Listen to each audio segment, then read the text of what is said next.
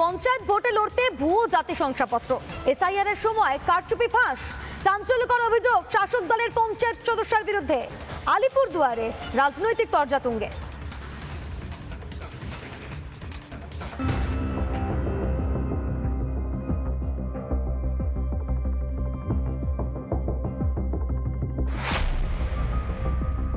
গারোপাড়ার গ্রাম পঞ্চায়েতের তৃণমূল সদস্যা সুকান্তি মিঞ্জ তাঁরই পঞ্চায়েতের সদস্যপদ খারিজের দাবি তুলেছে বিজেপি।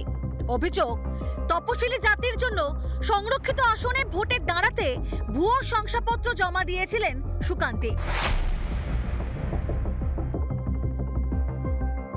তপশিলি জাতির শংসাপত্র অনুযায়ী সুকান্তির বাবার নাম ভাওয়া লোহারা, কিন্তু তিনি নাকি এসআইআর ফর্মে বাবার নামের জায়গায় উল্লেখ করেছেন শখ মিঞ্জের নাম।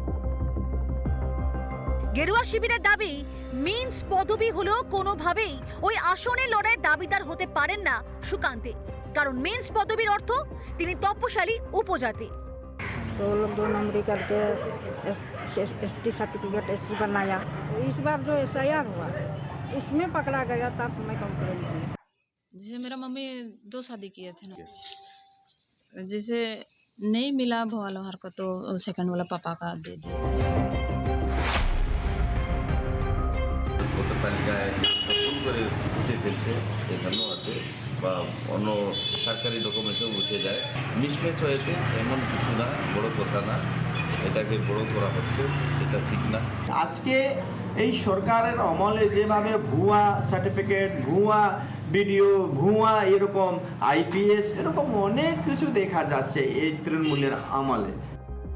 রাজ্যের ভোটার তালিকায় ভুরি ভুরি কারচুপি, ভুয়ো ও ভুতুরে ভোটারের ছড়াছড়ি।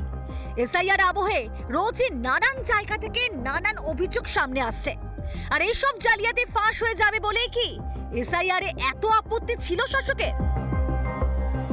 আলিপুরদুয়ার জেলার গারোপাড়া থেকে ক্যামেরায় অজয়ের সঙ্গে চট্টোপাধ্যায়, রিপাবলিক বাংলা।